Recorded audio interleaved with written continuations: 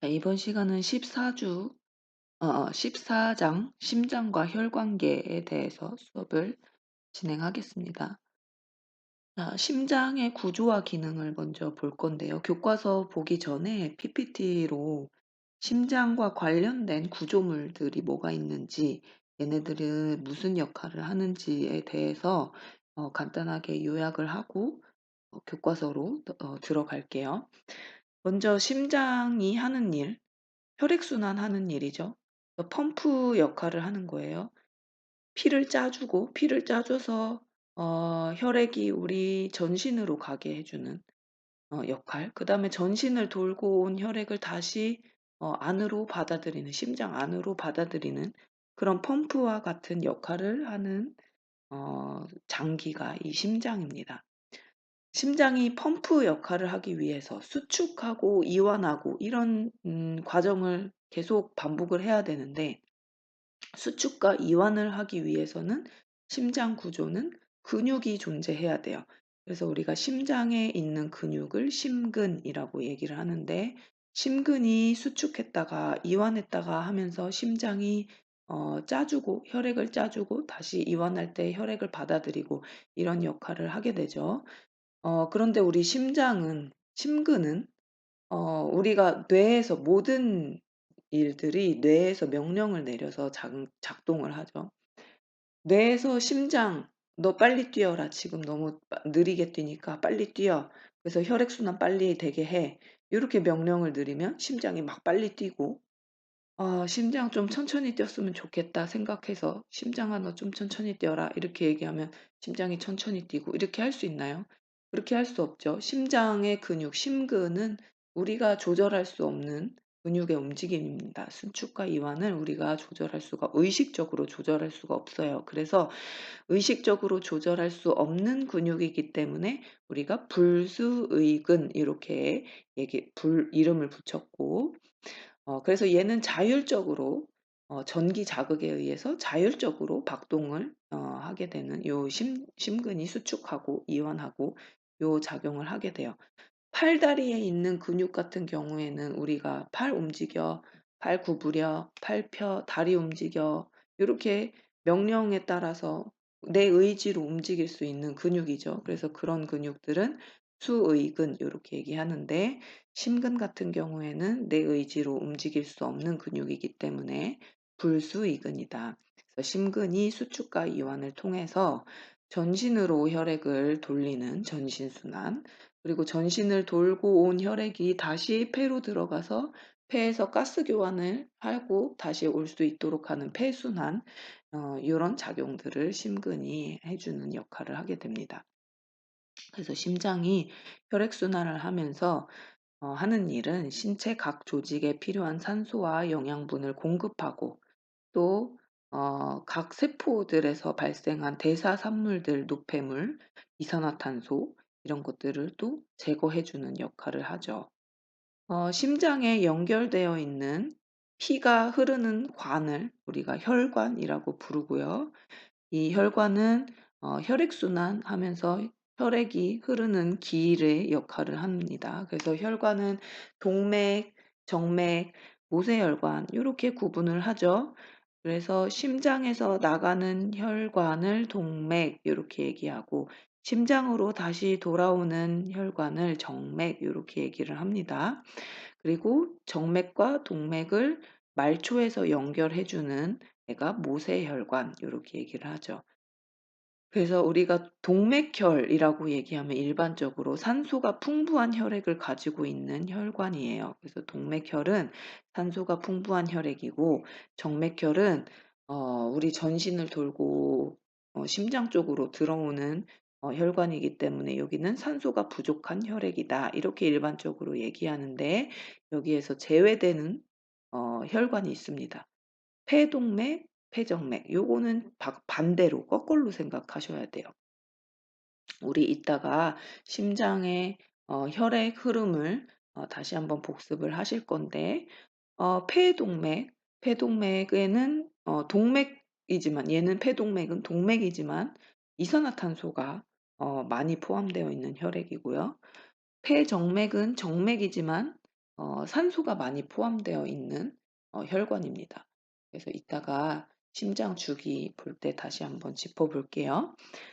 그다음에 동맥과 정맥을 연결해 주는 말초에서 연결해 주는 애가 모세혈관이고, 이 모세혈관은 혈관과 세포 사이에 체액과 영양물질, 대사산물들을 교환해서 산소, 이산화탄소도 교환해 주고 영양소와 대사산물, 노폐물도 교환해 주는 역할을 하게 됩니다. 그다음에 심장은 막으로 둘러싸여 있어요. 제가 폐 얘기할 때도 폐도 두 개의 막으로 쌓여져 있고 이 막 사이에 공간이 있다고 했었죠. 심장도 막으로 쌓여져 있고 그 막 사이사이에 공간이 있어요. 이 공간을 심낭이라고 얘기를 하고요. 이 심낭 속에는 10ml에서 30ml 정도의 수분이 차 있기 때문에 심장을 외부 충격에서부터 보호해 주고, 그다음에 심장이 수축하고 이완하면서 발생하는 마찰, 요런 것들을 감소시켜 주기 위해서 윤활제 역할을 하기 위한 어 수분이 이 심낭에 차 있습니다. 그래서 정상적으로는 10에서 30cc 정도 이 수분이 차 있는데, 30cc보다 더 많이 차는 경우, 이럴 때 심낭에 물이 차 있는 경우, 요런 것들이 이제 질병으로 나타나게 되는 거예요. 심낭에 물이 차 가지고 30cc 이상의 물이 차서, 또는 염증 때문에 농이 차거나 이렇게 해서 심낭의 압력이 높아지게 되면 심장이 받는 압력이 높아지겠죠. 그래서 심장에 무리가 발생하게 되고 심장이 제대로 작동하는 데 영향을 미치게 되죠. 그다음에 심장은 4 개의 방으로 되어 있어요. 심장의 4 개의 방 사이사이에 혈액이 어 역류되지 않도록 막아주는 역할을 하는 게 판막이 있고, 그다음에 우리 심장과 관련해서 림프계도 있어요. 그래서 림프계에서는 체액과 혈장 단백질을 배출해서 정맥계로 보내주는 그런 역할들을 요 심장의 구조에서 같이 보게 됩니다. 그래서 이렇게 간단하게 정리 한번 하고요. 이제 교과서로 들어가겠습니다. 교과서 보시면 심장의 구조와 기능 254페이지 보세요. 254페이지에 그림 14-1 보시면 심장 그림이 있죠. 심장이 어디에 위치해 있는지 여러분들이 요 심장 위치를 좀 아셔야 됩니다. 일단 위치를 보기 전에 심장의 구조물들을 한번 볼게요. 심장이 이렇게 있고, 심장에서 나오는 가장 굵은 동맥, 대동맥 요렇게 있어요. 대동맥이 요렇게 휘어져서 전신으로 가는 혈액을 전신으로 보내기 때문에 요 대동맥이 요렇게 구부러져서 활처럼 구부러져 있는 부분을 우리가 대동맥활 요렇게 얘기를 합니다. 그래서 대동맥은 요렇게 구부러져 있고요. 그다음에 대정맥, 다시 심장으로 돌아오는 대정맥이 요렇게 있어요. 그래서 우리가 대정맥, 대동맥 요렇게 큰 혈관이 있고, 그다음에 이쪽에 폐동맥이 있고, 심장은 4 개의 방으로 구성되어 있다고 했어요. 왼쪽에 위에 위치해 있는 게 심방, 위쪽에 위치해 있는 게 심방, 아래쪽에 위치한 게 심실 요렇게 얘기를 합니다. 그래서 왼쪽 위에 있는 방은 좌심방, 왼쪽 아래는 좌심실, 오른쪽 위에는 우심방, 오른쪽 아래는 우심실, 이렇게 해서 4 개의 방이 있고, 4 개의 방에 혈액이 역류되지 않도록 판막이 위치해 있죠. 이렇게 외부에서 봤을 때 이런 구조가 되어 있고요. 여러분들이 이제 심장의 위치를 파악을 하셔야 되는데, 교과서 넘어가셔서 음. 우리 신체 검진할 때 요 심장의 위치를 좀 파악을 할 거거든요. 여러분들이 교과서 요 그림 14-1 그림 위에다가 제가 빨간색으로 이렇게 그린 것처럼 한번 줄을 그어 볼 거예요. 먼저 여기 첫 번째 요렇게 요 위치는 뭐냐면 오른쪽 오른쪽 흉골이 어디예요? 가슴 가운데 요렇게 길쭉하게 있는 게 흉골이죠. 오른쪽 흉골의 우측 경계면, 오른쪽 흉골의 우측 경계면과 나란히 위치하도록 요렇게 선을 그어 보시고, 이렇게 오른쪽 심장의 마지막 모서리 부분에 이렇게 선을 그으시고 여기다가 기록해 보세요. 뭐라고 기록하냐면 오른쪽 흉골의 우측 경계와 나란히 위치, 이 부분. 그래서 여러분들이 흉골이 어디 있는지 아셔야 돼요. 그래서 오른쪽 흉골의 우측 경계, 이 부분. 그 다음에 왼쪽으로 가봅시다. 왼쪽에 심장의 가장자리가 만나는 부분이 어디냐 하면 이렇게 줄을 그어보세요. 여기는 위치가 뭐냐면 여기다 기록해보세요. 왼쪽 쇄골 중간선. 우리 쇄골 중간선 찾아보세요. 왼쪽에 쇄골 중간선, 여기가 이렇게 내려오면 가상의 선을 그으면 왼쪽 심장의 가장자리와 만나는 부분입니다. 그 다음에 위에 부분, 우리가 여기 심장의 바닥면이라고 하거든요. 심장의 바닥면을 이렇게 그어보시면 여기는 위치가 어디냐? 여기는 두 번째 늑간이에요. 이렇게 늑골 사이사이에 갈비뼈 사이사이 공간, 여기를 늑간이라고 얘기하는데 두 번째 늑간 이렇게 그어보시고, 그 다음에 가장 심장의 아랫부분, 여기를 우리가 심첨이라고 할 거거든요. 이 심첨 부위는 다섯 번째 늑간, 요렇게 가상의 선을 그어 보시면 요 위치 안에, 요 네모칸 안에 심장이 위치되어 있습니다. 약간은 왼쪽으로 기울어져 있는 부분이죠. 우리가 신체 검진할 때 어디를 찾을 거냐 하면 여기 혈관 있는, 큰 혈관이 지나가는 부분, 그래서 오른쪽에 요 혈관 있는 부분, 왼쪽 혈관 있는 부분, 그 다음에 심장의 왼쪽 면을 이렇게 내려가면서 청진을 할 거예요.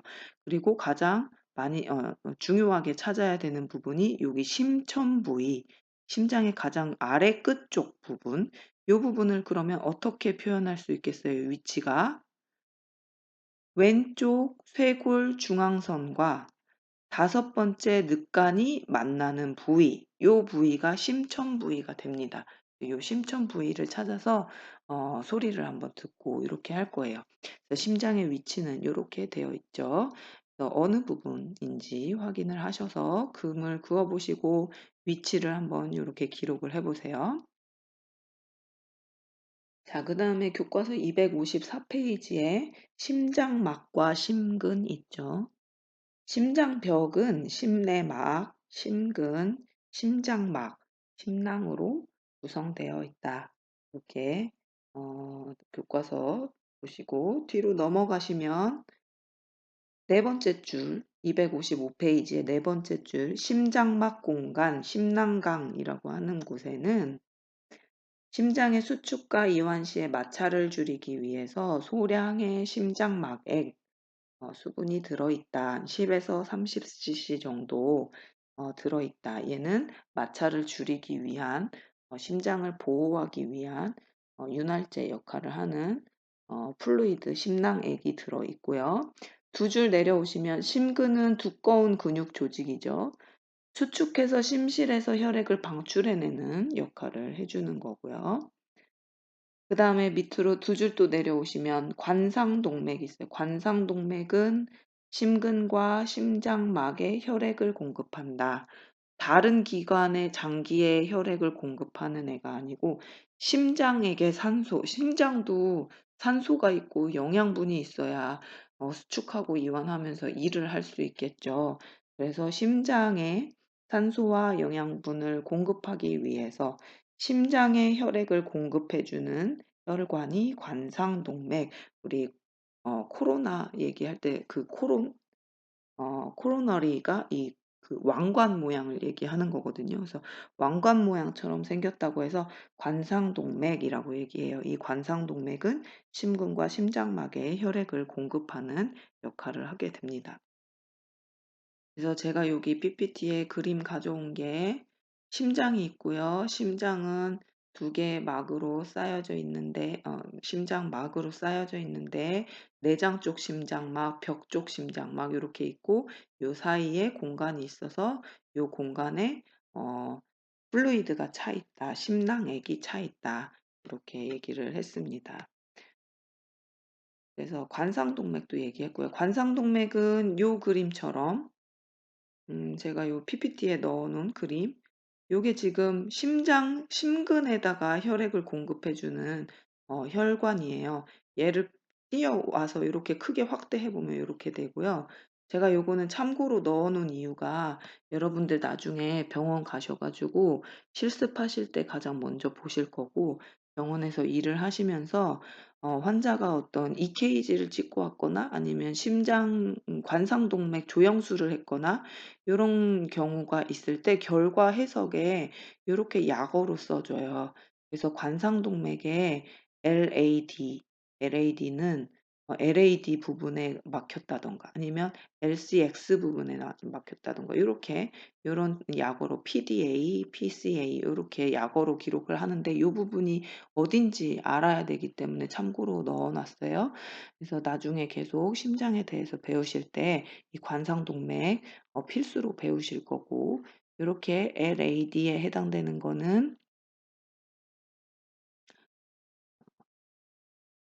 여기 왼쪽에 안테리얼 왼쪽 앞쪽으로 내려가는 혈관 그래서 디센딩 혈관이라서 LAD 요렇게 얘기하는 거고 그다음에 어 이 옆으로 이렇게 서컴플렉스 되는 요런 혈관들 그래서 LC 요렇게 얘기하고 요런 게 여기 지금 제가 가져온 그림에 약어로 여기 앞에 글자 앞에 알파벳을 따서 약어로 요렇게 기록을 합니다. 요렇게 해서 관상동맥은 심근과 심장막에 혈액을 공급해 주는 역할을 하는 거고요. 자 이제 심장 주기에 대해서 보실 거예요. 여러분들 요거 계속 여러 번 보셨을 거고 병태생리에서도 보셨을 거고 중학교, 고등학교 때도 심장 주기에 대해서 여러 번 배우셨을 겁니다. 그래서 요거는 기본적으로 알고 계셔야 되는 부분이죠. 교과서 한번 보면서 정리하면서 같이 보겠습니다. 네, 자, 심장 주기 보기 전에 요 안쪽의 구조를 잠깐 볼까요? 안쪽의 구조를 보시면 심장은 4 개의 방으로 이루어졌다고 했죠. 그래서 좌심방, 좌심실 요렇게 있고 우심방, 우심실 요렇게 있어요. 좌심실에서 나가는 혈관, 큰 혈관, 대동맥이라고 했죠. 큰 혈관 대동맥을 통해서 전신으로 혈액이 갈 거고 전신을 돌고 돌아온 혈액이 어 요 위대정 대정맥을 통해서 우심방으로 들어오고 우심실로 가서 폐동맥을 따라서 폐로 갈 거예요. 요렇게 구조가 되어 있고 각각의 방에 요렇게 지금 거미줄 모양처럼 되어 있는 부분 있죠. 요 부분 각각의 방 사이에 혈액이 심장이 수축할 때 혈액이 역류되지 않도록 막아주는 판막이에요. 각각의 방 그 심방과 심실 사이에 그다음에 심실과 동맥 이 혈관 사이에 이렇게 판막이 있습니다. 얘네들도 판막이 이름이 다 다르죠. 그래서 요 심방과 심실 사이에 있는 판막을 어 우리가 방실판 요렇게 얘기를 해요. 방실판. 그런데 방실판은 왼쪽 오른쪽 두 개 다 심방과 심실 사이에 있는 판막을 방실판이라고 하는데 좌측 왼쪽 그러니까 좌심방과 좌심실 사이에 있는 애는 승모판 그다음에 우심방과 우심실 사이에 있는 애는 삼천판 요렇게 얘기해요. 그래서 승모판과 삼천판을 합쳐서 우리가 방실판 요렇게 얘기를 하고요. 그다음에 좌심실에서 대동맥으로 나갈 때 좌심실에서 대동맥으로 나갈 때 요 사이에도 판막이 있죠. 그래서 어 이완될 때, 심실이 이완될 때 이 혈관으로 대동맥으로 나간 혈액이 다시 심실로 역류되지 않도록 하기 위해서 요 판막이 대동맥 판막 이렇게 있고요. 대동맥 판막 은 방실과 대동맥 사이에 있는 거 대동맥 판막 이렇게 얘기하고요. 어 그다음에 폐 오른쪽 심실에서 폐동맥으로 나갈 때 혈액 그래서 오른쪽 심실로 다시 혈액이 역류되지 않도록 하기 위해서 오른쪽 심실과 폐동맥 사이에 있는 판막을 우리가 폐동맥판 이렇게 얘기하죠. 그래서 대동맥판하고 폐동맥판은 우리가 반달 모양처럼 생겼다고 해서 반월판 이렇게 얘기를 합니다. 그러면 심장 주기를 한번 따라가 보면서 봅시다. 심장 주기는 좌심실에서 먼저 좌심실부터 시작을 해 볼까요? 좌심실에서 혈액이 대동맥으로 나가게 되고 대동맥으로 나온 혈액은 전신을 돌고 다시 대정맥을 통해서 우심방으로 들어옵니다. 대정맥을 통해서 우심방으로 들어와서 우심방에서 우심실로 내려가고 그래서 우심방과 우심실 사이에 삼천판이 있다고 했어요. 우심실로 들어온 혈액이 폐동맥으로 나가는데 우심실과 폐동맥 사이에 반월판이 있다고 했고 반월판은 이름이 폐동맥판이죠. 여기는 폐동맥판을 통해서 폐동맥으로 나가서 폐로 가서 산소, 이산화탄소, 가스 교환을 하고 폐정맥을 통해서 좌심방으로 들어와요. 좌심방에서 다시 좌심실로 가고 대동맥을 통해서 전신으로 가고 요 주기가 계속 반복이 되는 겁니다. 요 내용이 지금 교과서에 있습니다. 교과서 한번 볼까요? 255페이지 심장주기. 심장주기는 수축과 이완이 번갈아 가면서 계속 이루어진다. 네 번째 줄 보시면 첫 번째 심음인 S1 첫 번째 쿵 하는 우리가 쿵 딱 할 때 쿵 하는 소리 S1은 방실판이 어디예요? 방실판 심방과 심실 사이에 있는 판막을 방실판이라고 했고 좌심방과 좌심실 사이에 승모판, 우심방과 우심실 사이에 삼천판이라고 했죠. 요 삼천판과 승모판을 우리가 방실판이라고 했어요. 그래서 요 첫 번째 심음은 S1은 방실판이 닫힐 때 나는 소리예요. 그렇기 때문에 수축이 이루어지는 심실이 수축하는 시작을 알리는 심음이고요. 두 번째 심음 S2는 쿵 딱 할 때 딱 하는 소리 얘는 대동맥판과 폐동맥판 이 반월판이 닫히는 소리고 이완기의 시작을 나타내는 소리입니다. 그래서 S1, S2가 반복적으로 소리가 날 거고요. 우리 신체 검진하면서 같이 소리를 들어볼 건데 S1과 S2가 정상 심음이고 S3, S4는 비정상 음이에요. 심음. 요거는 들어보실 거예요. 신체 검진할 때. 자, 그래서 256페이지로 넘어가 보시면 이완기는 심장은 수축기와 이완기 이렇게 구분이 된다고 했어요. 이완기 동안은 심실이 이완되면서 심방에서 흘러온 혈액으로 채워지는 기간이고 심방에서 심실로의 혈액 이동은 심방의 혈액 압력이 심실의 압력보다 높을 때 이루어집니다.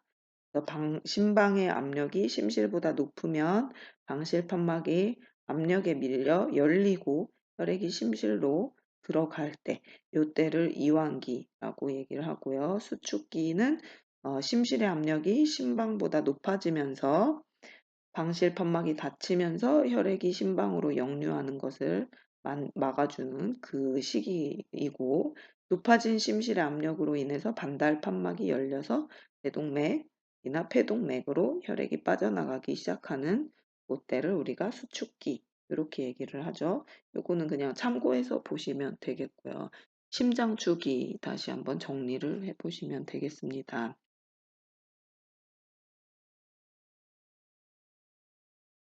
자, 심장 주기를 여러분 제가 학부 때 외우려고 그림을 그린 건데요.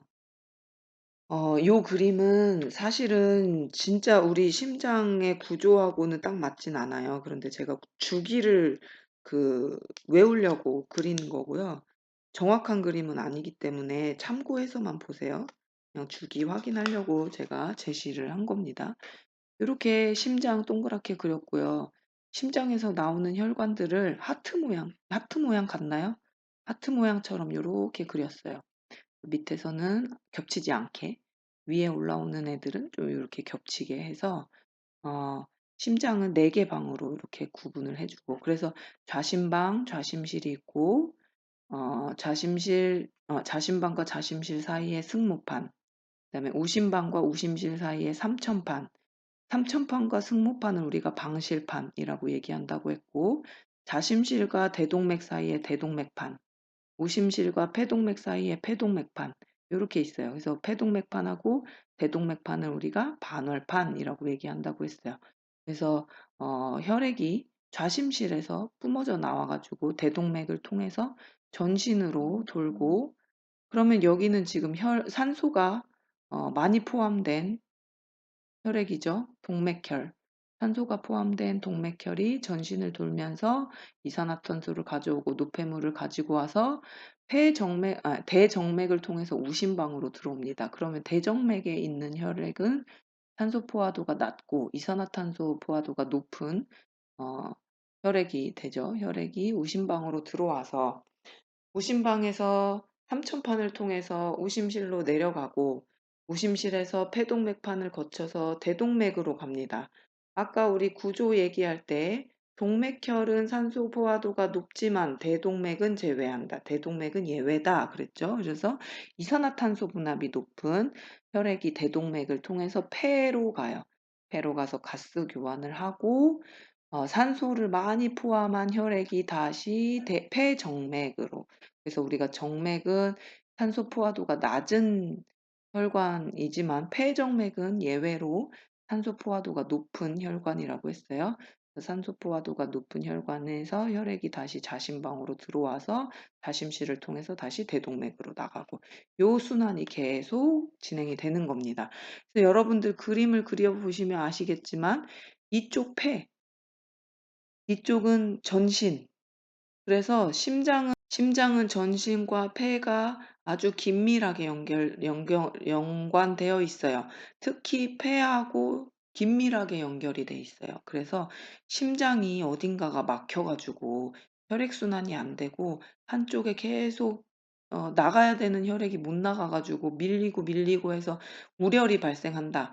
결국에는 심장 문제가 폐 문제까지 돼서 폐우렬까지 발생하게 됩니다. 그래서 나중에 성인 간호하실 때 배우실 건데, 심장에 우렬이 발생하면 특히 이 우심방, 좌심방에 우렬이 발생하면 여기에서 밀리고 밀려가지고 폐우렬이 발생하는 이런 문제들이 발생할 수가 있어요. 그래서 이렇게 심장 주기 다시 한번 정리를 했습니다. 그래서 우리 교과서 보면서 정리했던 거 제1심음은 수축기가 시작되는 소리고 방실판이 닫히는 소리다. 제2심음은 이완기가 시작하는 소리, 대동맥판, 폐동맥판인 반월판이 닫히는 소리다. 이렇게 심음, 정상 심음은 우리가 S1, S2로 들을 수 있다라고 교과서 보면서 정리를 했고요. 이완기는 말 그대로 심장이 이완하는 거. 그래서 심실이 이완하는 시기, 수축기는 심실이 수축하는 시기, 이렇게 정리를 할 수가 있습니다. 그 다음에 전기 전도를 보실 거예요. 257페이지. 257페이지에 심장이 그러면 어떻게 자극을 받아서 심근이 뛰게 되는가, 심근이 수축하게 되는가, 요것도 여러분들 배운 거 기억나실 거예요. 전기 전도는 순서가 어떻게 되느냐 하면 SA 노드, 동방결절이라고 하는 게 심방의 위쪽에 있습니다. 우심방의 가장 위쪽 부분. 그림 14-7 보시면 SA 노드 찾아보세요. 동방결절, 굴심방결절이라고 되어 있는 부분, 우심방의 가장 윗부분. 얘가 페이스메이커예요. 가장 먼저 자극을 생성해서 심장 자극이 시작되는 부분. SA 노드는 우심방의 가장 위쪽에 있는 여기에서 전기 자극이 발생이 되면 얘가 어디로 전달이 되느냐 하면 방실결절이라고 하는 AV 노드로 전달이 됩니다. AV 노드로 전달이 되면서 심방의 자극이 심실로 전달이 되는 거고요. AV 노드로 전기 자극이 전달된 것이 히스 속, 히스 번들이라고 하는 히스 속으로, 얘는 지금 심실에 왼쪽, 오른쪽 심실 가운데의 막이죠, 벽이죠. 요 벽에 있는 히스 번들을 통해서 심실로 자극이 전달이 되고, 그다음에 양쪽 프루키네 섬유라고 되어 있는 프루키네 섬유를 통해서 양쪽 심장 바깥쪽으로 퍼져나가게 되는 겁니다. 그래서 전기 전도가 이 과정을 통해서 진행이 되게 됩니다. 그래서 이런 내용들, 심장 주기, 그 다음에 전기 전도 이런 내용들은 여러분들이 기초 과목에서 배우고 오신 거기 때문에 정리하고 넘어가시면 되겠습니다. 자, 이제 건강력을 보시면 심장과 관련해서 우리가 건강력에서 아주 중요하게 확인해야 되는 부분이 뭘까요? 건강력에서 심장과 관련해서는 가슴 통증, 체스트 페인이 가장 중요하겠죠. 그래서 환자가 체스트 페인을 호소한다. 그러면 발병 시기, 페인이 시작된 시기, 어느 부위인지, 동반된 증상이 있는지, 통증이 어디로 퍼져나가는지, 이 통증이 언제 심해지는지, 언제 완화되는지, 요런 것들, 방사통 어디로 퍼져나가는지 요런 것들을 아주 면밀하게 조사를 해야 됩니다. 왜냐하면 이런 양상들에 따라서 우리가 빨리 조기에 확인할 수 있는 질병의 특징을 판단할 수가 있어요. 그래서 교과서 262페이지에 표 14-1 보시면 가슴 통증의 종류에 따라서 질병이 우리가 어떤 질병으로 의심할 수 있는지가 정리가 되어 있어요. 요거를 여러분들이 꼭 보시고 정리를 하셔야 되고 기억을 하셔야 되는 부분입니다. 그래서 표를 한번 보시면 먼저 첫 번째 안정협심증 한번 묶어볼까요? 안정협심증하고 심근경색증. 협심증이 악화되면 심근경색증으로 가는 거예요. 그래서 제가 이제 질병 볼 때 간단하게 한번 소개를 드리긴 할 건데 협심증이 안정형 협심증하고 불안정형 협심증, 이형성 협심증 요렇게 구분을 합니다. 이형성 협심증이 이제 협심증에서 심근경색으로 전달이 이행되는 거예요. 협심증 같은 경우에는 협심증이 발생했을 때 빨리 처치를 해주고 생활습관 변경을 해주면 정상으로 돌아올 수 있는 가능성이 있어요. 아직 심근이 괴사되지 않은 상태이기 때문에. 그런데 심근경색증으로 넘어가면 우리 MI라고 하는 이 심근경색증으로 넘어가게 되면 심근에 산소 공급이 안 되는 시간이 길어졌기 때문에 혈관 관상동맥이 막히면서 그렇기 때문에 심근의 손상이 시작이 됐어요. 그래서 심근경색증으로 간 사람들은 다시 정상적으로 돌아오기가 어려운 상태가 돼요. 그래서 어떤 가슴 통증의 종류에 따라서 우리가 협심증으로 볼 것인지 심근경색증으로 볼 것인지 구분이 됩니다. 협심증의 체스트 페인의 위치를 보시면 보통 복장뼈 밑에 흉골 하에 위치하고요. 체스트 페인이 왼쪽 팔, 목, 턱, 어깨까지 통증이 방사되는 거예요. 이런 방사통이 있다. 팔과 어깨, 목 쪽으로 방사된다. 그러면 협심증, 심근경색증을 의심해야 되는 거예요. 그래서 방사통이 있는지 체스트 페인이 있을 때 요거 확인하는 게 굉장히 중요하다는 거죠. 왜냐면 얘를 빨리 파악해서 이 사람 지금 협심증이야, 심근경색증이야. 요거를 빨리 판단해서 치료가 돼야지만 골든타임을 놓치지 않고 다시 정상으로 돌아올 수 있는 가능성이 있는 거예요. 사망률이 굉장히 높은 거기 때문에. 그러니까 안정협심증일 경우에 체스트 페인이 특성이 어떻냐 하면 압박감, 뭔가 코끼리가 꼭 누르고 있는 느낌, 그다음에 화끈한 자결감, 뭔가 막 타는 느낌, 뻐근함, 코끼리 한 마리가 가슴 위에 올라온 것 같이 짓누르고 있는 느낌이에요. 이렇게 표현하거든요. 요런 양상이 있고요. 심근경색증도 가슴 압박이 심해요. 그리고 쥐어짜는 느낌 같다고 표현을 해요. 누군가 내 심장을 막 쥐어짜는 느낌.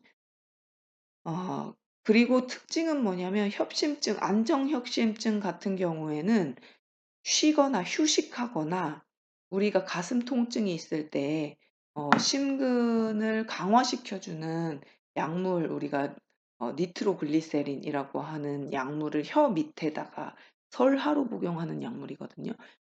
혀 밑에다가 복용을 하면 안정협심증 같은 경우에는 가슴 통증이 사라져요.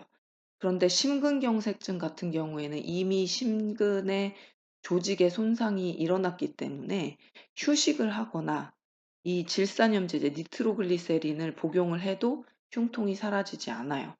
그래서 협심증인지 심근경색증인지 구분할 때 휴식하거나 약물을 복용했을 때 통증이 사라지느냐 안 사라지느냐를 기준으로 해서 구분을 하기도 합니다. 그다음에 여기 밑에 심장막염이나 늑골염은 넘어가시고 식도 역류를 보세요. 많은 사람들이 호소하는 체스트 페인에 식도 역류가 있어요. 요거는 심장의 문제가 아닌데도 체스트 페인을 호소한단 말이에요. 그래서 얘는 어디에 위치되냐면 통증이 중복부에서 칼돌기, 검상돌기 부분, 요 부분에서 체스트 페인이 시작이 돼서 목, 귀, 턱 요 부분으로 방사가 되는 양상을 보여요. 어떤 느낌이냐? 화끈화끈 타는 듯한 느낌이에요. 그리고 뭔가 넥타이로 꽉 내 목을 조이고 있는 느낌이에요. 쥐어짜는 느낌이에요. 요런 양상을 보여요. 이런 사람들은 어떤 사람들이냐면 위액이 역류돼 가지고 역류성 식도염 있는 사람들이 요런 양상을 보입니다. 그래서 이 역류성 식도염 있는 사람들이 가슴 통증이라고 생각해서 심장내과 심장을 확인하러 병원에 와요. 그런데 심장 검사를 막 다 해 봤는데 아무런 문제가 없어요. 심장에는 문제가 없어요. 그럴 경우에 소화기 내과로 가서 이 역류성 식도염 확인을 합니다. 그래서 역류성 식도염인 경우에 가슴 통증처럼 느낄 수가 있기 때문에 체스트 페인이 있을 때 실제로 심장에 문제가 있는 건지 아니면 심장에 문제가 없는 가슴 통증인지를 구분을 해야 되는 거예요. 그래서 이런 역류성 식도염인 경우에는 치료가 체중이 많이 늘어나면 역류하는 경우, 위액이 역류하는 경우가 많기 때문에 체중 감소하세요. 이렇게 교육을 하면서 제산제나 H2 차단제, H2 차단제는 위산 분비를 억제시키는 그런 약물들이에요. 이런 약물들을 사용했을 때 가슴 통증이 사라진다. 그러면 심장의 문제가 아니고 역류성 식도염 때문에 가슴 통증처럼 느꼈구나. 이렇게 구분을 하실 수가 있는 겁니다. 그래서 이렇게 체스트 페인의 양상을 좀 구분을 하셔야 됩니다. 자, 그럼 신체 검진으로 들어가겠습니다. 신체 검진에서 시진하고 촉진 먼저 볼게요. 시진하고 촉진할 때, 요 시진하고 촉진할 때 요 박동을 확인할 건데요. 우리 교과서에는 지금 첨진하는 부분이 먼저 나와 있는데, 교과서 268 페이지 먼저 가볼게요. 268 페이지. 심천박동, 심천박동을 시진하고 촉진을 합니다. 먼저 심천박동 부위를 찾는 거예요. 우리가 point of maximal impulse에서 PMI 요렇게 얘기하고요. 얘는 어디냐면 아까 제가 구조 얘기할 때 심장의 아래쪽 끝부분이라고 얘기를 했어요. 요 부분을 찾을 건데 어떻게 찾아야 하냐면 교과서 268페이지에 검진 방법 보시면 왼쪽 빗장 중간선, 그다음에 다섯 번째 갈비 사이 공간, 여기를 찾는 거예요. 왼쪽 빗장 중간선과 다섯 번째 늑간 사이, 여기가 만나는 지점, 요 부분이 심장 끝 맥박 부위, 심천박동 부위가 됩니다. 요 부분을 시진하고 촉진하는 거예요. 시진은 요 부위에 박동이 콩콩콩 뛰는 게 보이는지, 눈으로 보이는지 확인을 하고요. 그 다음에 여기에 그림 14-10처럼 손가락을 올려서 촉진을 해봅니다. 그래서 이 부분에서 맥박이 느껴지는지 확인을 합니다. 정상적인 사람들은 위치가 다섯 번째 빗장 중간선과 갈비 아니 왼쪽 빗장 중간선과 다섯 번째 갈비 사이 공간이 만나는 이 부분에 심천 부위가 있어요. 정상적인 사람들은. 그런데 여기보다 심천 부위 내가 촉진해 보니까 이 부분이 아니고 왼쪽으로 조금 더 겨드랑이 있는 왼쪽 겨드랑이 쪽으로 내려가서 느껴진다. 그러면 이 사람은 심장이 커져 있는 심비대증 환자일 경우가 있는 거예요. 그래서 정상적으로 이 심장 끝 맥박 부위, 심천박동 부위가 어디에서 보이고 어디에서 느껴지는지 위치를 정확하게 찾으셔야 됩니다. 자, 그 다음에 심장에서 정말 중요한 부분, 신체검진 청진으로 갈게요. 심장에서는 이 심음 듣는 게 굉장히 중요하기 때문에 청진 한번 보겠습니다.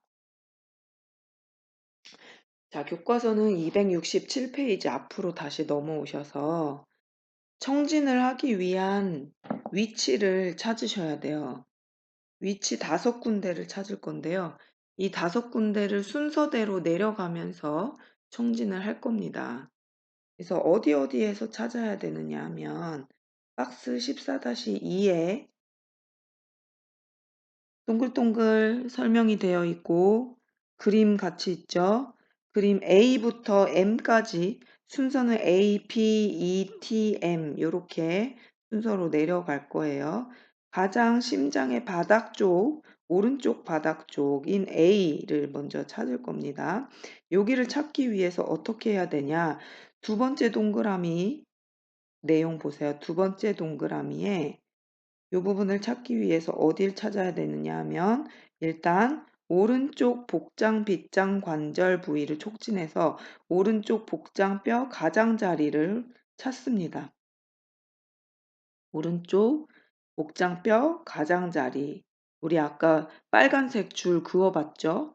오른쪽 복장뼈 가장자리를 찾은 다음에 위에서부터 내려가는 거예요. 내려가면서 두 번째 갈비뼈 사이 공간을 늑간을 찾습니다. 그래서 두 번째, 세 번째 갈비 사이 공간을 촉진하면 요 부분이 A 어떤 부분을 듣는 거냐면 대동맥 판막이 청진되는 소리. 그래서 우리가 대동맥 판막이 닫히는 소리가 정상 심음으로 들린다고 했었죠. 그래서 A 부분은 이렇게 네 번째 동그라미에 있는 두 번째, 세 번째 갈비뼈 사이의 갈비 사이 공간, 그래서 오른쪽 복장 뼈 가장자리와 두 번째 늑간 사이 공간, 요 갈비 사이 공간이 만나는 부분, 요 부분이 대동맥판이 닫힐 때 들리는 소리를 들을 수 있는 위치. 그래서 첫 번째로 요 위치를 찾는 거고요. 두 번째로 요 위치에서 수평으로 왼쪽으로 이동을 합니다. 같은 위치에서 왼쪽으로만 이동을 하면 이 부분이 폐동맥 판막을 청진할 수 있는 부위예요. 이렇게 폐동맥 판막을 청진하고 그다음에 밑으로 내려오는데 살짝 한 칸 밑으로 내려오는 거예요. 왼쪽 세 번째 갈비 사이 공간 요 부분을 우리가 에르브점이라고 얘기를 하는데 에르브점은 폐음 또는 대동맥음을 들을 수 있는 요 부분에서 에르브점에서 청진을 하고 그다음에 또 한 칸 내려와서 네 번째 갈비 사이 공간 그다음에 왼쪽 복장뼈 가장자리가 만나는 부분 요 부분은 삼천판 부위에 삼천판이 닫힐 때 들리는 소리. 그래서 심실이 수축할 때 삼천판이 닫히면서 들리는 소리가 요 네 번째 어 늑간에서 들을 수 있는 소리고요. 그다음에 마지막으로 우리가 아까 찾았던 에이펙스 심장의 끝 부분 심천 부위 요 부분 다섯 번째 갈비 사이 공간하고 왼쪽 빗장 중간선이 만나는 부분 요 부분이 어 심장 끝 부분이고 여기에서 들을 수 있는 심음은 승모판이 닫히는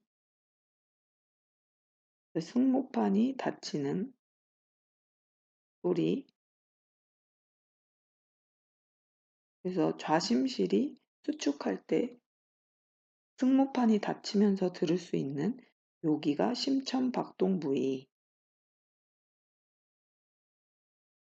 그래서 심장이 비대되어 있는 경우에 더 왼쪽으로 이 심천박동 부위가 왼쪽으로 치우쳐지면서 여섯 번째 늑간에서 이 애과선 가까운 데까지 이렇게 밑으로 내려가서 들린다. 그러면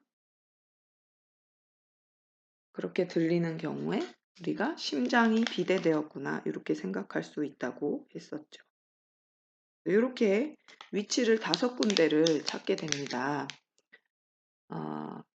그래서 우리가 여기에서 심음을 듣게 되는데 아까 제가 심음 우리 얘기할 때 구조화 기능 얘기할 때 S1, S2, S1, S2는 정상 심음이라고 얘기를 했었고 얘네들은 반월판 그다음에 방실판 얘네들이 닫히는 소리로 들린다고 했어요.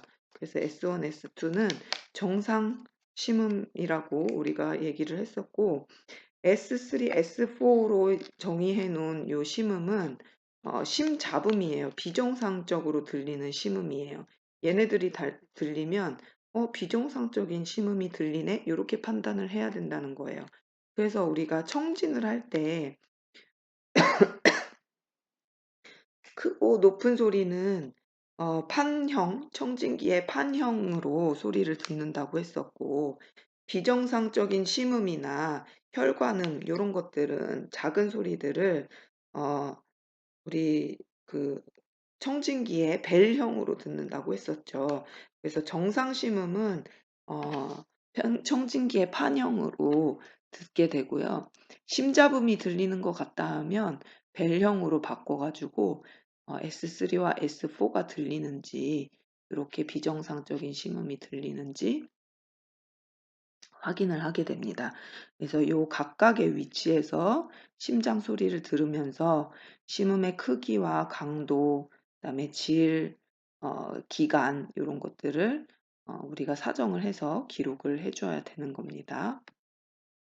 그래서 제가 설명한 내용이 269페이지에 다 정리가 되어 있어요. 검진 방법의 두 번째 동그라미부터 쭉 내려가면서 제가 설명한 내용이 정리가 되어 있습니다. 여기도 줄 쳐가면서 한번 보세요. 두 번째 동그라미 고음 청취를 위해 청진기의 판형을 사용해서 시작을 한다. 청진기의 판형은 가슴에 단단히 대고 제2 갈비 사이 공간과 오른쪽 복장뼈 가장자리에 위치한 대동맥 판막 부위의 심장 소리를 듣는다. 먼저 여기 첫 번째 대동맥판 부위 그 다음에 복장뼈를 가로질러서 수평으로 왼쪽으로 이동해서 폐동맥판 부위를 어, 듣는다.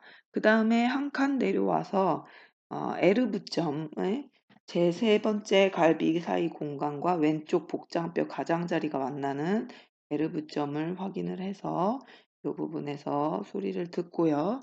한 칸 또 내려와서 삼천판 부위, 네 번째 갈비 사이 공간과 왼쪽 복장뼈 가장자리 여기를 듣고 마지막으로 살짝 옆으로 내려오면서 왼쪽 쇄골 중앙선과 5번째 늑간이 만나는 부분 요 심장끝 맥박 부위를 청진을 합니다. 그래서 1번, 2번, 3번, 4번, 5번 순서대로 이렇게 청진을 하게 되죠.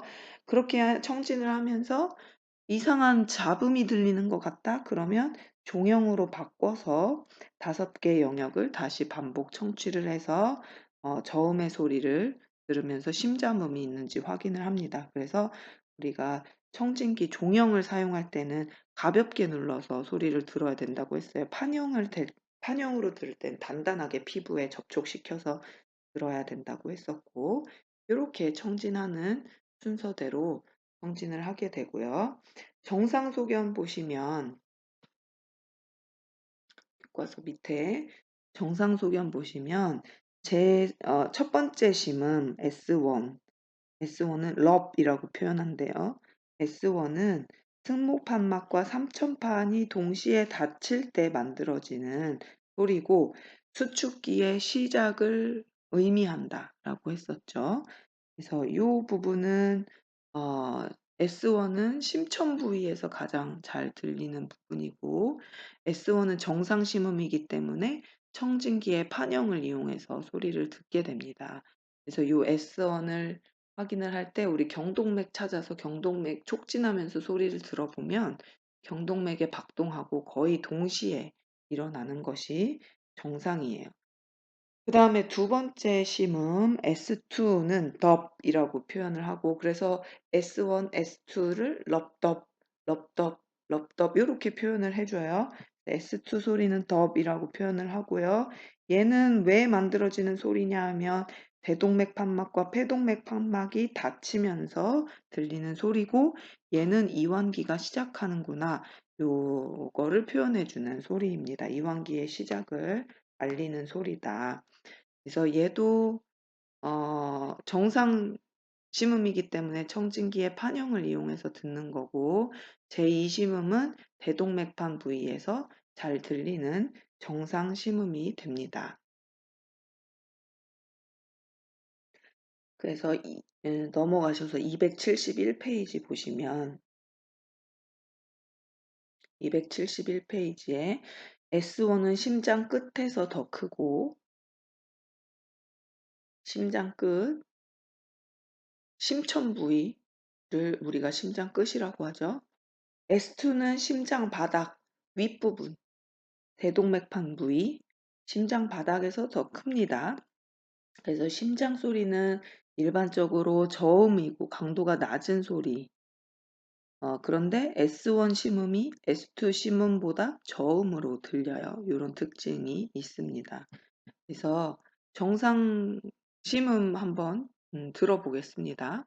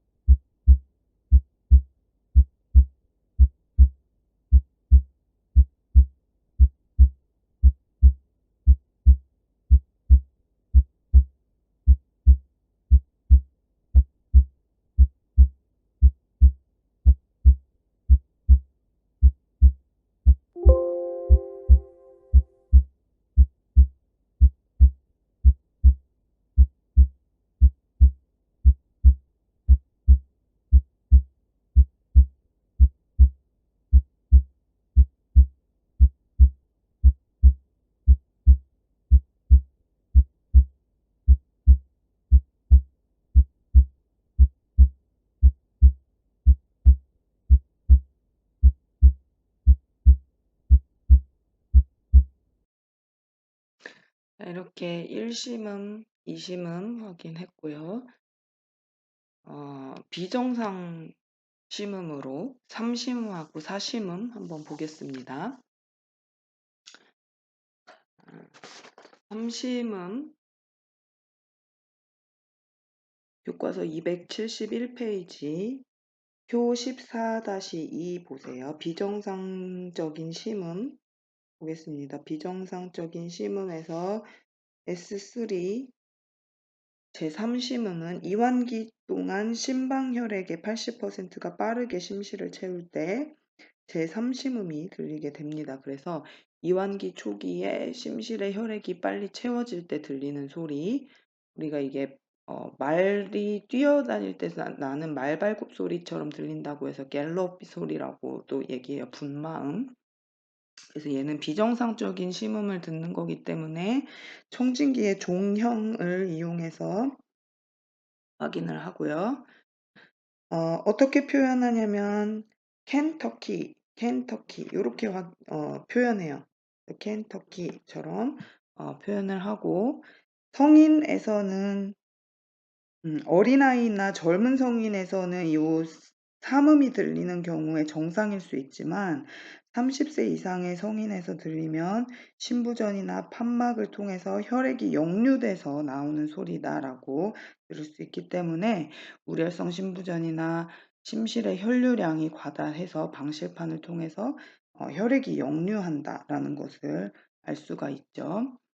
그 다음에 제4심음 S4는 이완기 말의 심실 수축에 의해서 혈액이 심실을 채우기를 완료할 때 요 네 번째 소리가 들립니다. 그래서 얘는 S1이 들리기 전에 S1 앞에서 들리는 소리고요.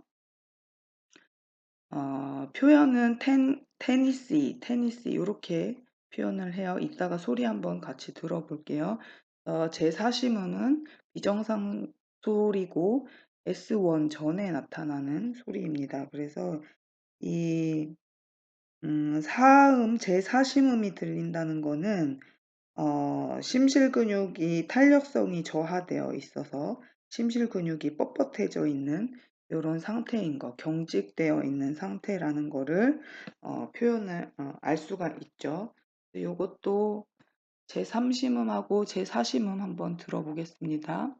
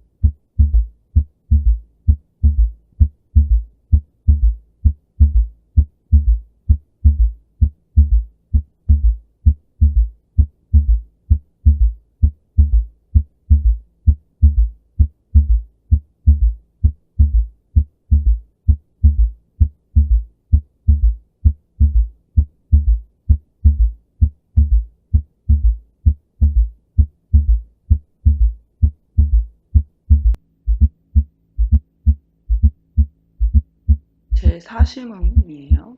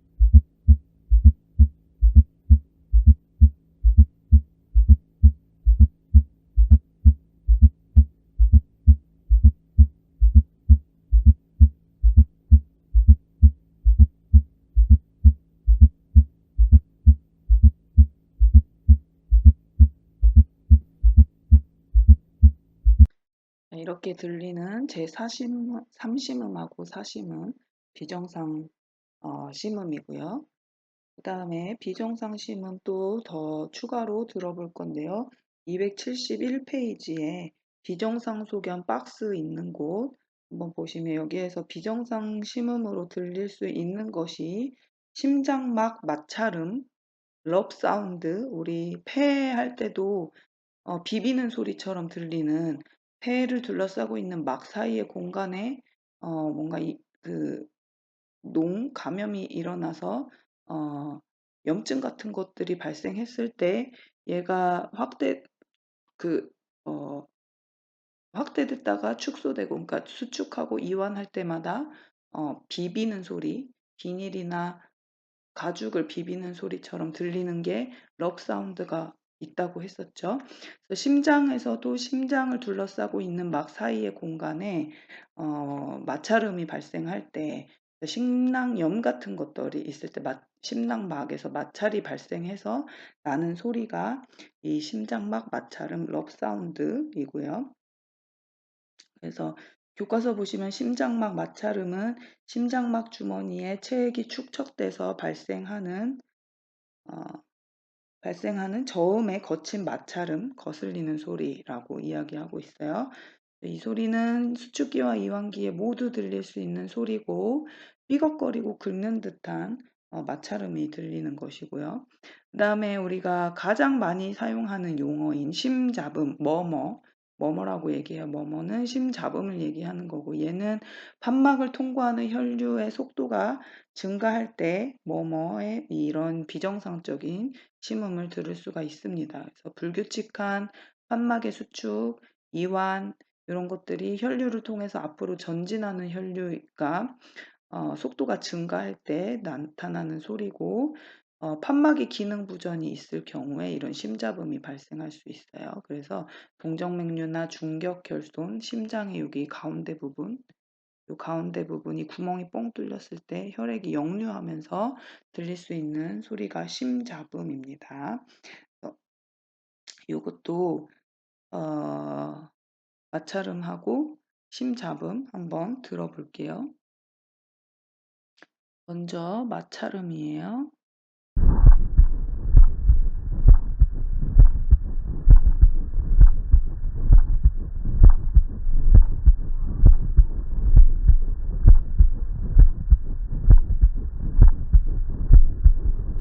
이렇게 심장박동 사이사이에 계속적으로 지속적으로 뭔가 비비는 소리처럼 들리는 잡음이 들리는 게 럽 사운드고요.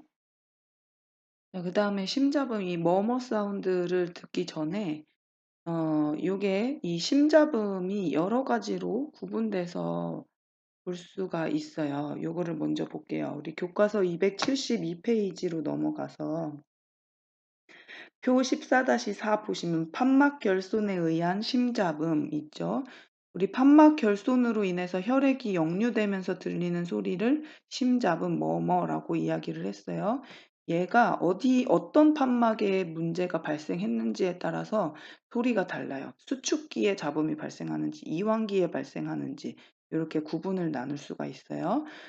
제가 요 지금 표에 있는 내용을 수축기 잡음과 이완기 잡음으로 정리를 다시 했거든요. PPT 보시면. 자, 수축기 잡음은 대동맥 판막 협착증일 때, 폐동맥 판막 협착증일 때, 그 다음에 위에 넘어가서 273 페이지에 있는 승모 판막 역류일 때, 삼천판의 역류일 때, 요때 수축기 잡음으로 들리고, 얘는 S1에서 S2 사이에서 들리는 요게 이제 수축기 잡음입니다. 요거를 잘 정리를 하셔서 기억을 하셔야 돼요. 수축기 잡음, 수축기 S1과 S2 사이에서 들리는 수축기 잡음, 얘는 S1, S 사이에서 들리고 수축기에 들리는 잡음이고, 대동맥 판막이 어디 있어요? 좌심실에서 대동맥으로 나가는 그 사이에 있는 판막, 대동맥 판막이 협착됐을 때 스테노시스라고 얘기하는 거예요. 이 판막이 뭐라고 해야 돼요? 판막이 굳어버리는 것처럼 스테노시스 상태가 되는 거예요. 그래서 협착되어 있어 가지고 여기가 막혀 있기 때문에 혈액이 잘 나가지 못하죠. 대동맥 판막, 그다음에 폐동맥 판막은 어디 있어요? 우심실에서 폐동맥으로 나가는 그 사이에 있는 판막, 요 판막이 스테노시스 협착이 되어 있을 때 이 수축기 잡음이 들리게 되고요. 그다음에 승모판막은 어디 있어요? 승모판하고 삼천판이 방실판이라고 얘기했죠. 그래서 심방하고 심실 사이에 있는 판막, 얘네들이 약해져서 딱 다쳐야 될 때 다치지 못해 가지고 수축할 때 혈액이 방실에 있는 혈액이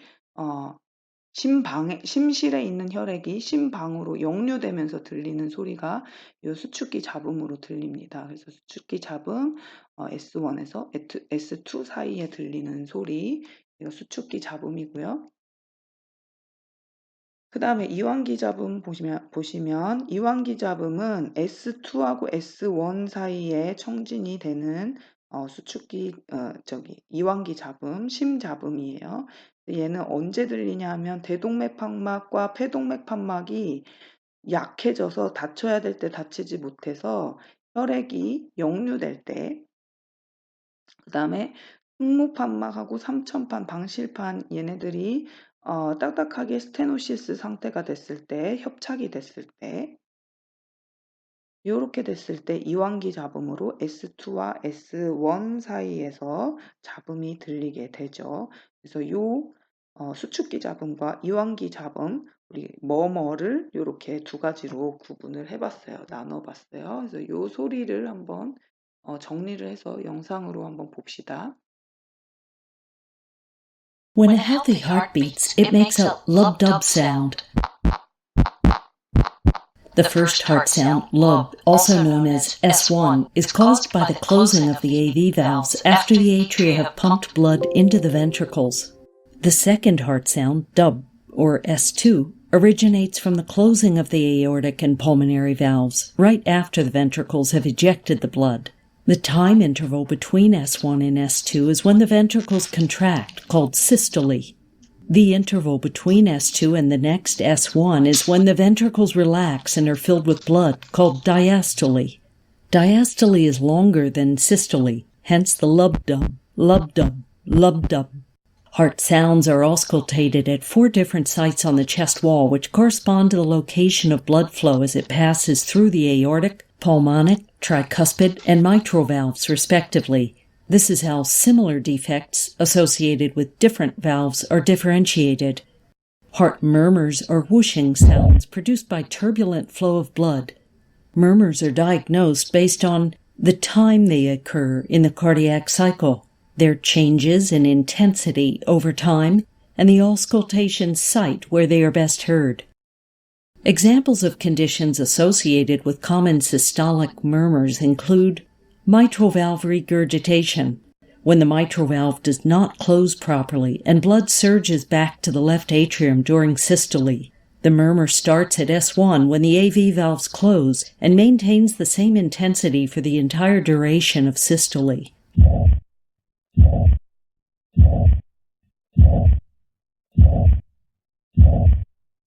This hollow systolic murmur is best heard at the mitral region, the apex, with radiation to the left axilla.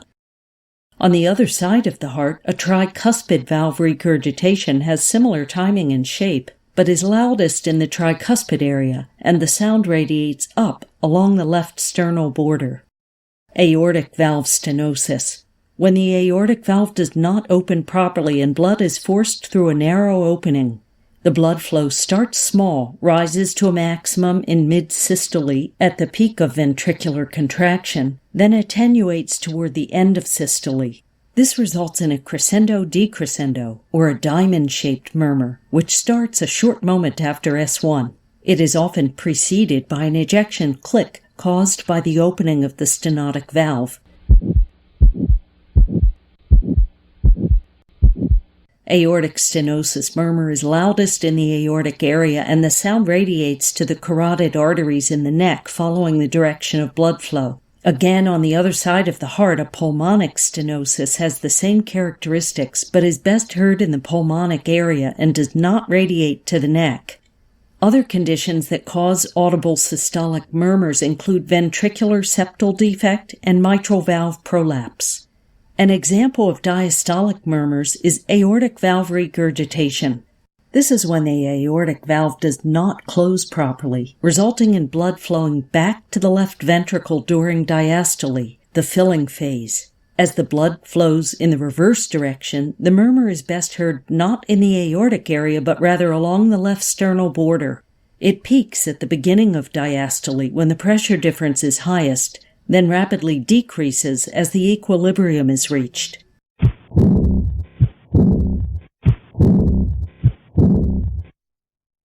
Other common diastolic murmurs are associated with pulmonic regurgitation, mitral stenosis, and tricuspid stenosis. Thank you for watching. Please feel free to suggest. 자, 그 다음에 심전도 해석 보겠습니다. 274페이지. 우리 심전도 검사를 하고 나면 요런 파형을 볼 수가 있죠.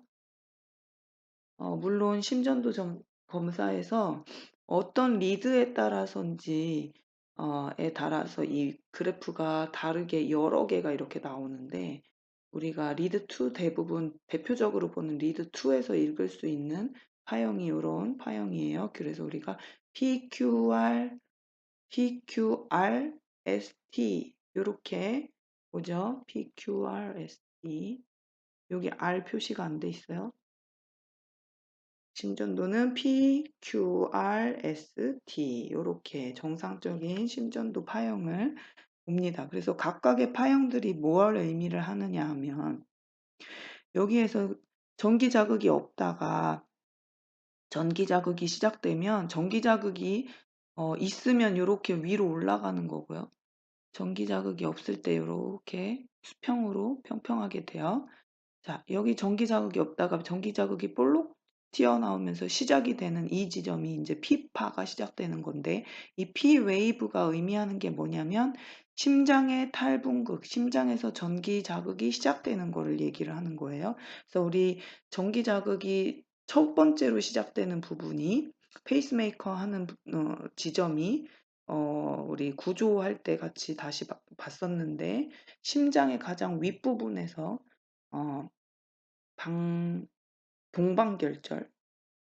동방결절 기억나시죠? 다시 볼까요?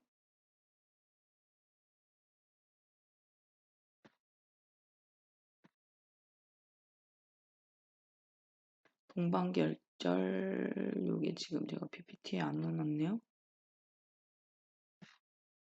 자, 교과서 앞쪽에 다시 가보시면 구조와 기능에서 전기 자극이 시작되는 부분이 257페이지에 있어요.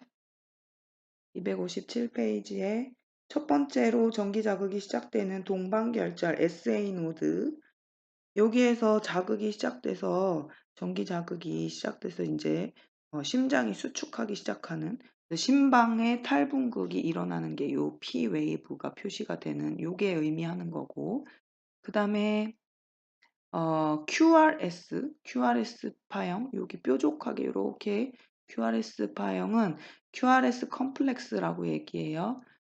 요거는 이제 심방에서 받아들인 전기 자극이 심실로 전달되면서 심실이 되기 시작하는 지점이 요 QRS 컴플렉스가 웨이브가 있는 부분.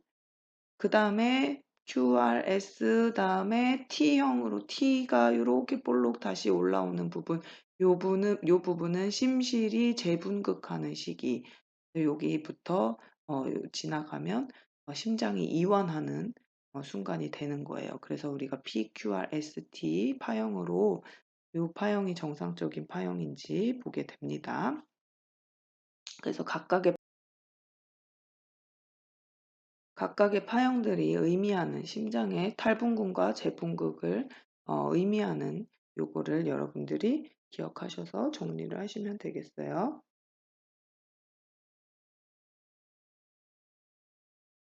그 다음에 심장은 이제 다 봤고 혈관계 사정을 하겠습니다. 우리가 심혈관계를 보는 거기 때문에 혈관계 사정을 할 거예요. 교과서 278페이지. 이거는 이전에 우리 수업 때 했던 내용들도 있기 때문에 어렵진 않을 거예요. 혈관계 사정할 때 혈압과 맥박을 측정하죠. 혈압과 맥박 측정해서 정상 혈압 범위인지 맥박 정상 범위인지 확인을 하고요. 그 다음에 말초의 양쪽 피부 온도를 측정을 합니다. 양쪽 피부 온도 확인할 때 손등으로 확인한다고 했어요. 손등으로 양쪽의 팔다리, 손등, 손 요런 데에 손등으로 촉진을 해서 양쪽 피부 온도가 동일하게 따뜻하게 있는지 요거를 측정을 해주고요. 그 다음에 모세혈관 재충전 검사 캐필러리 리필 타임을 확인하기 위해서 교과서에 지금 사진 위에 보시면 모세혈관 재충전 검사, 모세혈관 재충전 검사를 실시하기 위해서 검진자의 손가락으로 대상자의 손톱이 창백해질 때까지 손톱을 꾹 눌러보는 거예요. 눌렀다가 떼면 압력을 줬다가 떼면 손톱 부위가 눌렀을 때 하얗게 됐다가 손톱을 눌렀던 걸 떼면 다시 손톱이 원래 색깔 핑크 색깔로 돌아오는데 회복되는데 2초 이내에 돌아와야지 모세혈관 재충전 검사에서 정상인 거예요.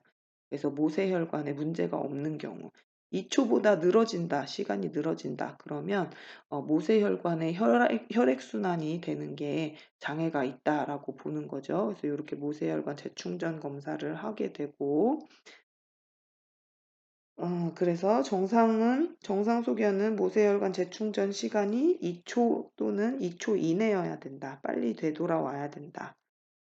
넘어가시면 279페이지의 사진처럼 손톱을 꾹 눌렀을 때 하얗게 변했다가 다시 떼면 핑크색으로 되돌아오는 시간을 측정을 하는 거예요.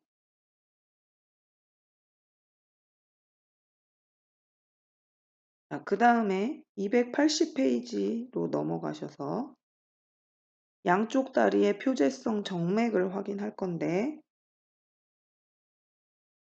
비정상 소견 박스 안에 보시면 비정상 소견 박스 안에 밑에서 네 번째 줄 보면 동맥부전이 있으면 말초에 특히 다리 종아리 부분 동맥부전이 있으면 주변에 털 소실이 있고 피부가 얇고 반짝거리고 딱딱해 보인다.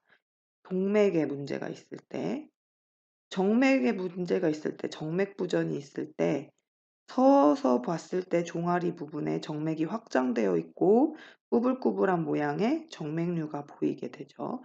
이런 부분들도 혈관계로 시진하면서 사정을 합니다. 그 다음에 281페이지로 넘어가면 피팅 에데마 확인하는 거 있어요.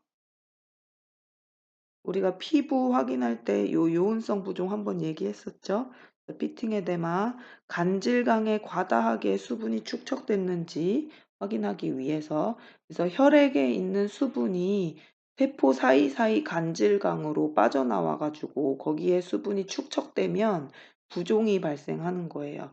그래서 우리가 부종도 특징적으로 요훈성 부종이라고 하는 피팅 에데마는 눌렀을 때 움푹 들어가게 되고 뗐을 때 다시 피부가 표면이 정상으로 돌아와야 되는데 정상으로 되돌아오는 시간이 길어지게 되죠. 그래서 요온성 부종이 있는 사람들은 어떤 사람들이냐면 정맥혈전 쇠전증이 있는 사람들, 정맥부전증이 있는 사람들한테서 요 피팅 에데마가 나타납니다.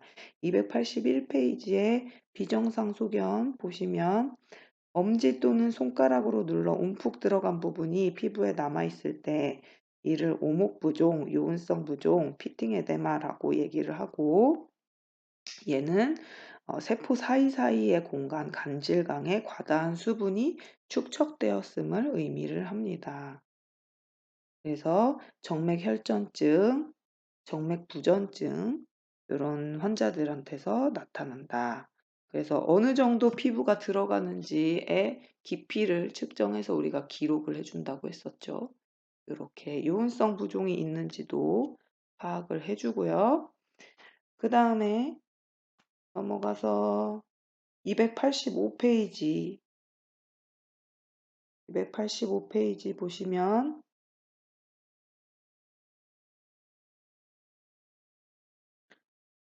비정상 소견 박스 안에 보세요. 비정상 소견에 허벅지 또는 종아리 둘레가 증가되는 경우 정맥 혈전의 초기 지표일 수 있다. 그래서 정맥에 혈전이 생겨서 정맥이 막혀가지고 심장으로 다시 되돌아가야 되는데 혈액이 되돌아가지 못하고 피가 밑에 우렬되면서 고여지게 되면서 혈액에 있는 수분이 세포 사이사이로 빠져나가면서 종아리 둘레가 두꺼워져요. 그래서 허벅지나 종아리 둘레가 증가하면 정맥 혈전, 특히 우리가 딥베인 트롬보시스라고 해서 DVT라고 얘기하거든요.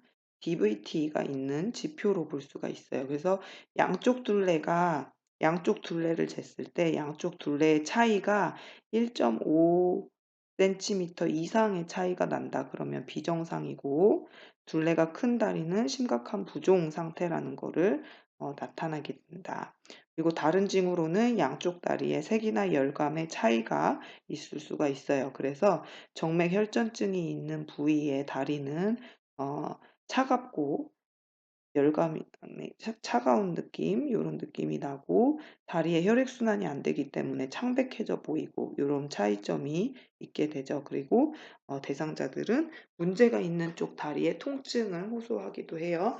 이렇게 허벅지나 종아리 둘레를 측정을 해서 혈관계를 사정하기도 하고요.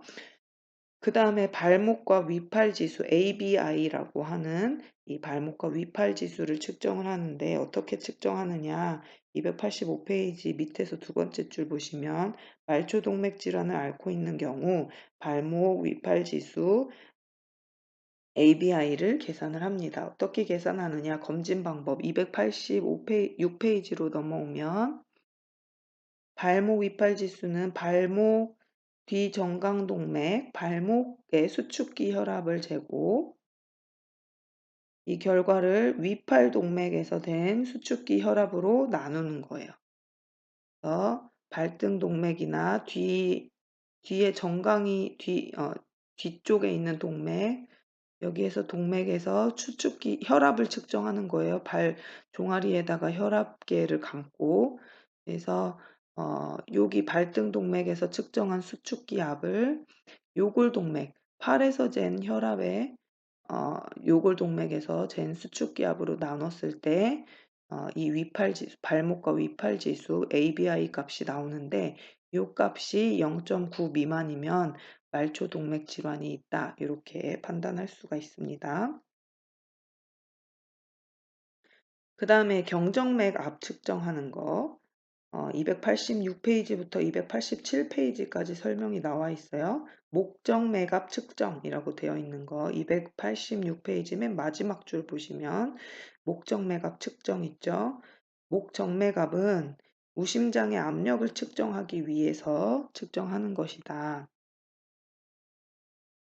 어떻게 측정하냐면 체액정체나 우심부전이 있을 때 측정하는 건데 대상자의 머리를 한 30도 정도 높여요. 30도 정도 높이고 목정맥 맥박이 나타나는 가장 높은 부위를 확인해요. 목정맥 맥박이 통통통 튀는 부분 우리가 볼 수 있어요.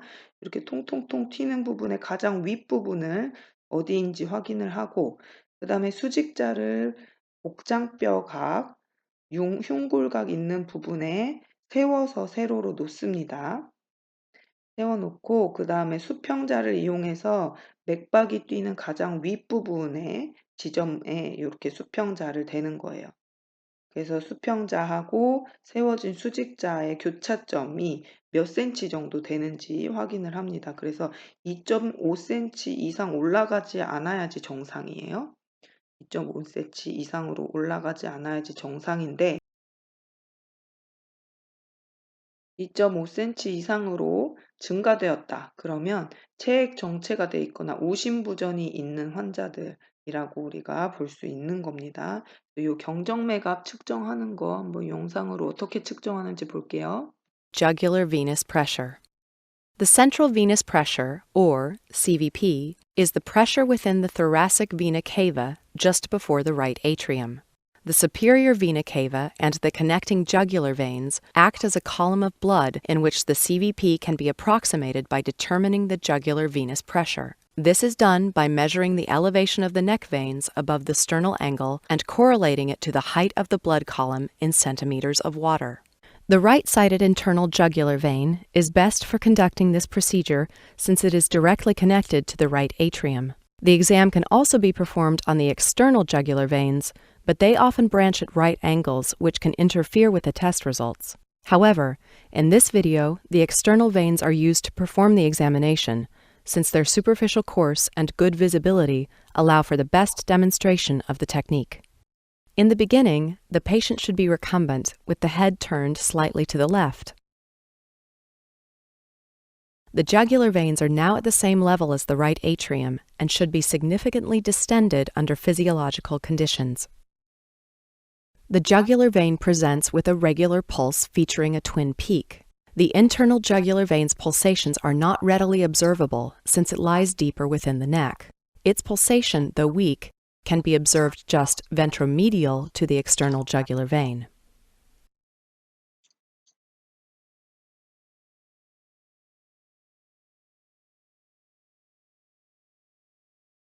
The CVP, or the height of the blood column above the right atrium, can now be estimated by slowly raising the patient's upper body by about 30 to 45 degrees. As soon as the distension of the jugular vein starts to decrease, halt the movement of the patient's upper body and locate the most cranial point at which the jugular vein is still distended. The vein now functions as a manometer that represents the CVP. Draw an imagined horizontal line towards the sternum, starting at the most cranial point at which the vein is still distended. Since the sternal angle lies about 5 centimeters above the level of the right atrium, add those 5 centimeters to the measured distance. This sum roughly represents the patient's CVP, measured in centimeters of water.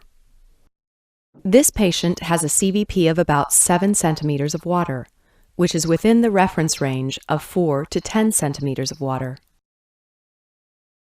If the sum is greater than 10 centimeters, the CVP is considered too high, as seen in heart failure, hypervolemia, or pulmonary embolism. Much more visible. So applying all those criteria and also the fact that it's not palpable, venous pulses are not palpable, whereas arterial pulses are, we conclude that this is a venous wave. And I'm now going to turn the lights down just so that you can see this a little bit better. And we're going to focus on the two waves. The first wave is called the A wave, and the second is called the V wave. A wave represents atrial contraction. It happens just before S1. The V wave happens from the AV valves bulging back into the atrium, and it happens just after S1. But if his heart rate is slow, which it is, he's going at about 65 or 66 a minute, you could actually call the neck veins out just by observing them coming in couplets like this. So I'm going to call them out for you. AV, AV, AV, AV, AV, AV. And these veins are, these waves are not abnormal. There are many abnormalities of the A and V waves and the descents that are to be found in the text. We're now going to measure the jugular venous pressure, and so what we have to do is to measure it and see how far the highest level of this venous impulse is from the sternal angle. Here's the sternal angle. I'm going to draw a horizontal line from the highest point of the venous impulse, and then my task is to measure the distance between this horizontal line and the sternal angle.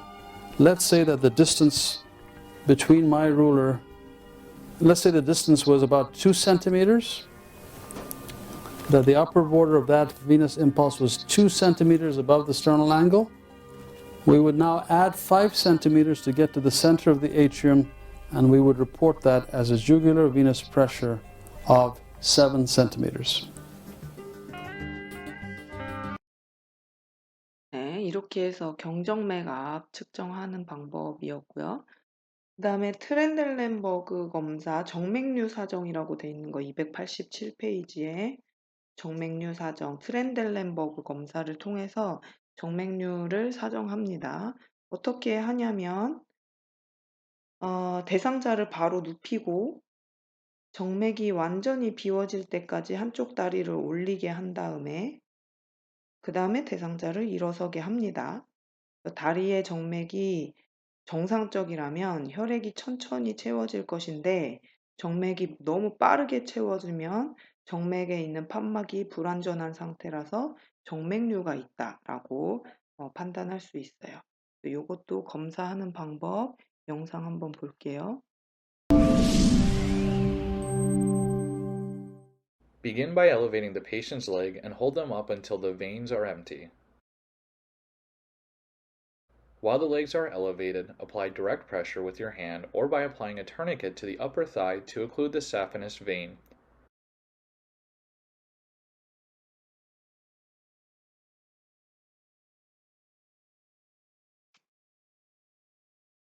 While maintaining the occlusion, lower the patient's leg down and have them stand up.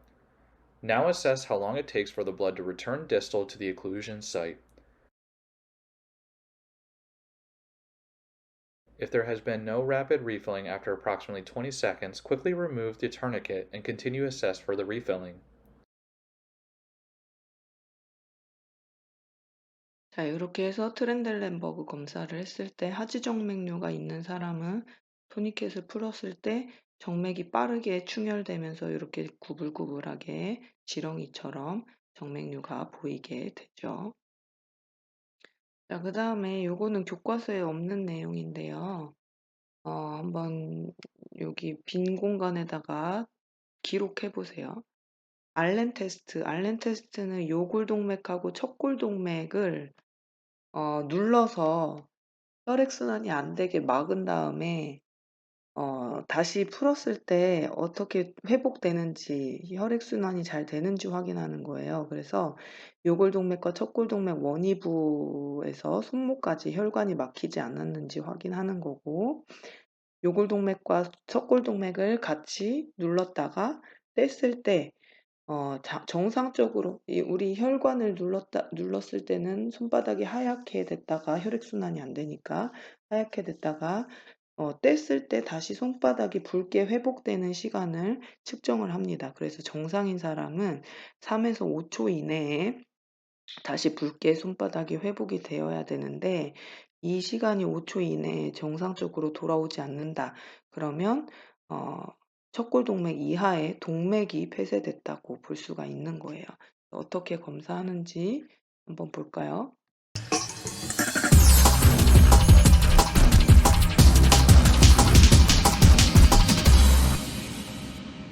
To conduct the test, ask your patient to open and close the hand several times as quickly as possible and then squeeze the hand tightly.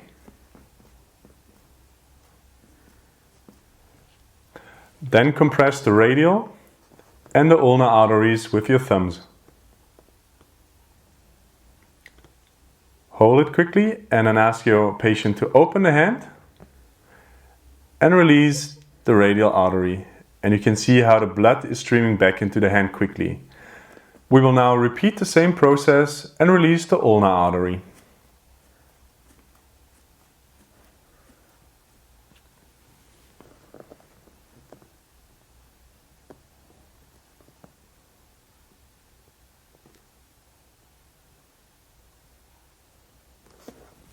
This test 이렇게 알렌 테스트 하는 거 어릴 때 장난하는 것처럼 전기 오는 것처럼 장난한 적 많이 있었죠. 알렌 테스트는 요골동맥, 척골동맥이 막히지 않았는지 확인하는 거고요. 그 다음에 호만사인은 신부정맥 혈전증 DVT가 있는지 확인하려고 하는 거예요. 신부정맥 혈전증이 있을 때 증상이 나타나는데 어떻게 하냐면 환자의 무릎을 쫙 펴고 검진자가 발등을 무릎 쪽으로 잡아당겨요. 정상으로는 통증이 없어야 되는데 심부정맥 혈전증이 있는 사람은 요렇게 잡아당기면 여기 종아리 부분에 뒷부분에 통증을 호소합니다. 그래서 요렇게 무릎을 펴고 발등이 무릎 쪽으로 잡아당겼을 때 통증이 있다, 종아리에 통증이 있다 그러면 호만 사인 양성 포지티브로 해서 심부정맥 혈전증이 있는 경우로 볼 수가 있어요. 그래서 요렇게 해서 신체 검진 보시고요. 정리하시고 건강 문제에서 질병은 여기 심장 혈관계에서 다루지는 않을 거예요. 그런데 제가 말씀드릴 거는 우리 요 심장에서 아까 뭐 심근경색, 협심증 요런 얘기 했었잖아요. 그게 어떤 질병인지는 개념은 알고 가야 여러분들 공부할 때 이해가 될 것 같아서 협심증, 심근경색은 어 심장에 혈액을 공급해주는 관상동맥이 막혔을 때 심근에 조직에 문제가 발생하면서 허혈이 발생하면서 나타나는 문제예요. 요 협심증과 심근경색이 발생하는 가장 큰 원인은 뭐냐면 관상동맥이 이렇게 혈전으로 막혔을 때. 그래서 원래 정상 혈관이 이렇게 비어 있어야 되는데 정상 혈관의 혈관벽이 손상이 되면 이 혈관벽에 우리 혈액이 흐르는 압력이 굉장히 세죠. 120에 80. 120에 80의 압력으로 계속 혈액이 손상된 혈관벽을 툭툭 건드리면서 손상시키는 거예요.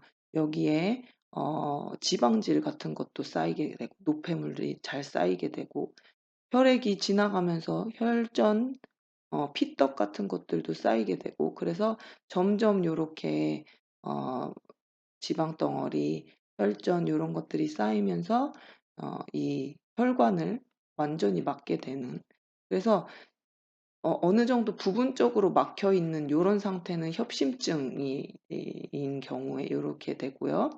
완전히 요렇게 막혀서 관상동맥이 꽉 막혀 있을 때 심근경색이 발생할 수가 있어요. 우리가 협심증이 진행이 되면 심근경색이라고 표현을 하는데 협심증은 3개로 구분을 해요.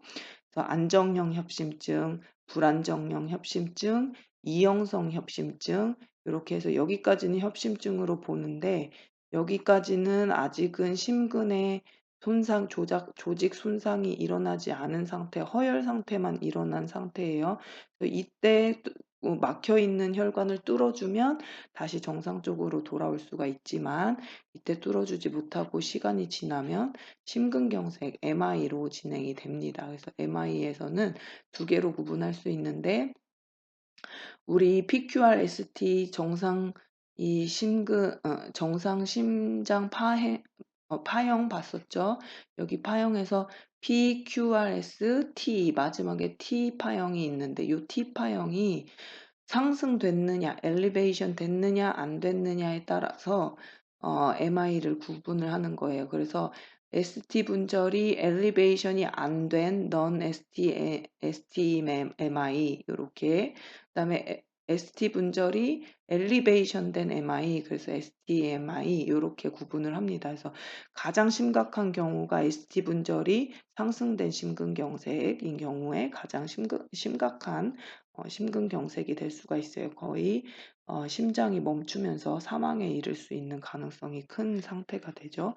이렇게 구분을 합니다. 이런 것들 개념을 알고 계시면 우리가 아까 협심증, 심근경색 얘기할 때 여러분들 공부할 때 조금 더 이해하기 쉽게 되겠죠. 제가 중요하다고 얘기했던 부분들 정리하시고 신체 검진하는 방법들 그래서 비정상 소견일 때 어떤 질병을 의심할 수 있는지 정리를 하시면 되겠습니다. 심장과 혈관계에서는 숙제는 없습니다. 숙제 없고 넘어가시면 될 것 같아요.